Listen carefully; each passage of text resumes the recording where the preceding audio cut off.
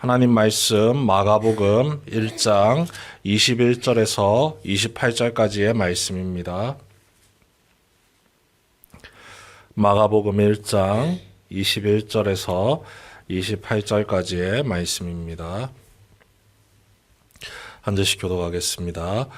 그들이 가버나움에 들어가니라. 예수께서 곧 안식일에 회당에 들어가 가르치시매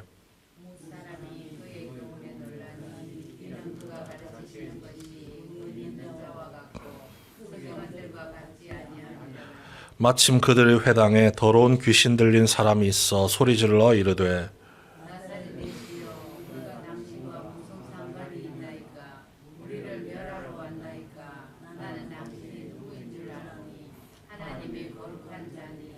예수께서 꾸짖어 이르시되 잠잠하고 그 사람에게서 나오라 하시니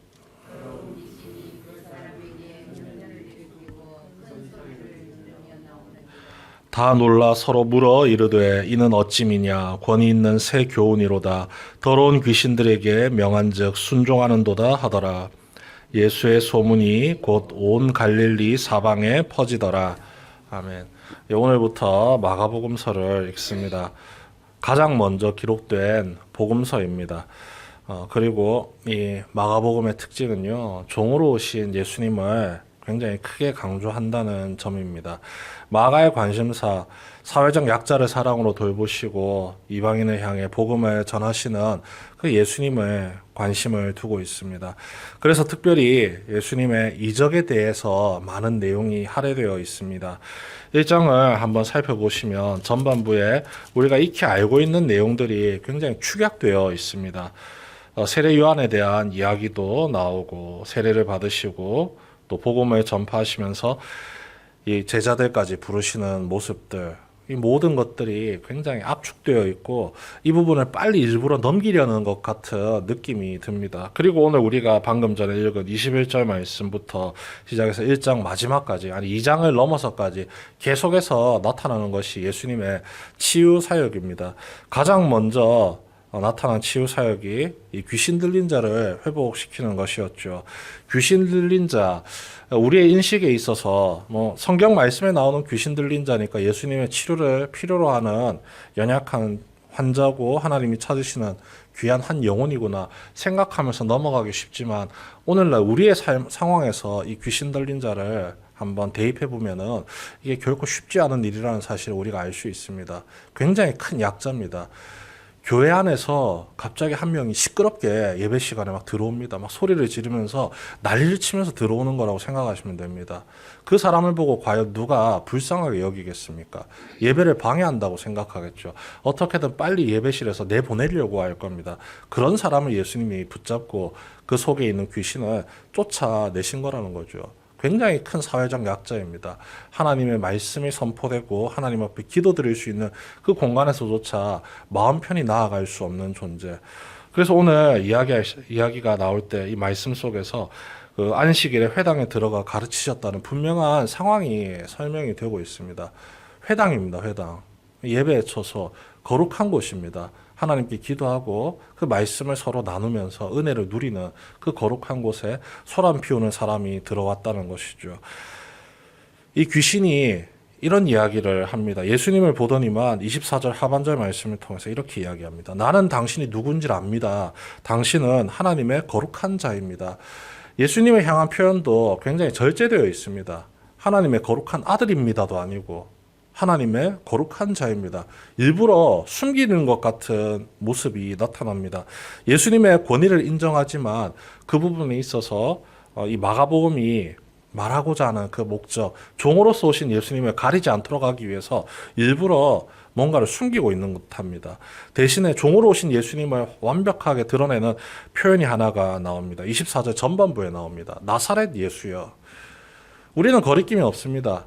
아주 오랜 시간 동안 이 성경을 읽으면서 나사렛 예수라는 표현을 너무나도 많이 들었기 때문이죠. 하지만 예수님의 고향은 베들레헴입니다. 나사렛은 예수님이 자랐던 동네에 불과합니다. 나사렛이라는 그 동네가 어떤 의미를 가지는지 우리가 모르기 때문에 나사렛 예수님 크게 신경을 쓰지 않습니다. 하지만 나사렛이라는 지역은요 굉장히 하찮은 지역입니다. 우리식으로 표현하자면 그냥 깡촌입니다. 깡촌. 촌구석 중에서도 이런 촌구석이 없습니다. 농사를 짓기도 애매하고 그렇다고 갈릴리 호수로 나가서 물고기 잡기도 애매한 사람이 살기 힘든 동네입니다. 그래서 이 동네가 커진다는 거 생각할 수 없는데 이 성경에서는 또 희한하게 이 나사렛이라는 동네를요, 동네라고 표현을 하지 않습니다.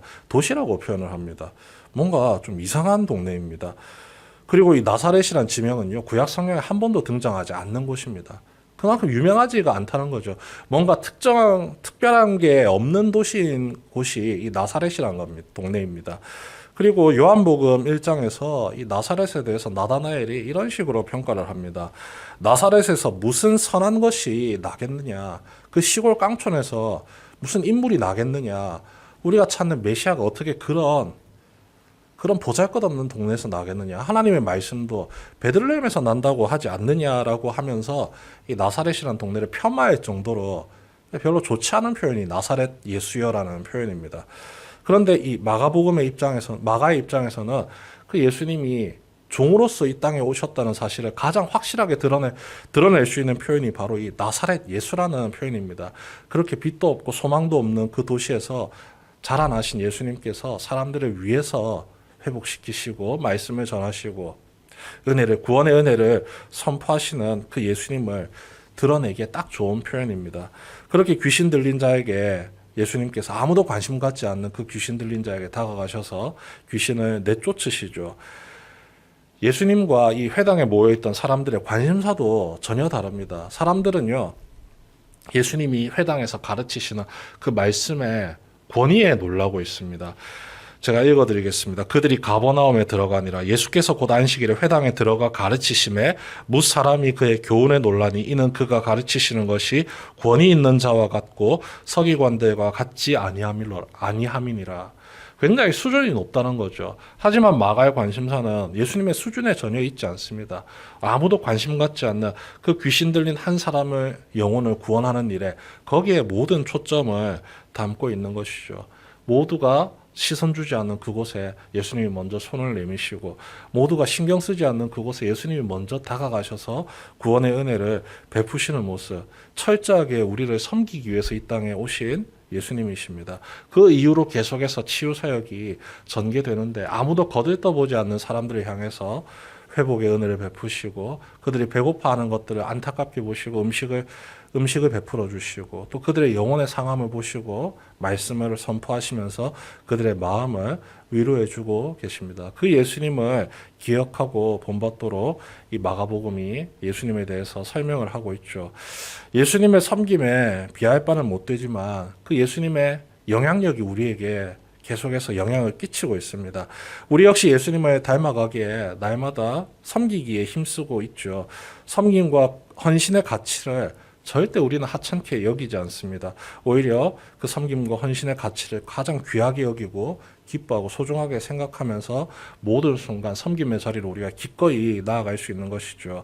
예수님께서 이런 우리의 모습을 기뻐하시며 우리가 섬김의 자리에 기꺼이 나아갈 수 있도록 우리 가운데 함께 하시며 우리를 도우시고 계십니다.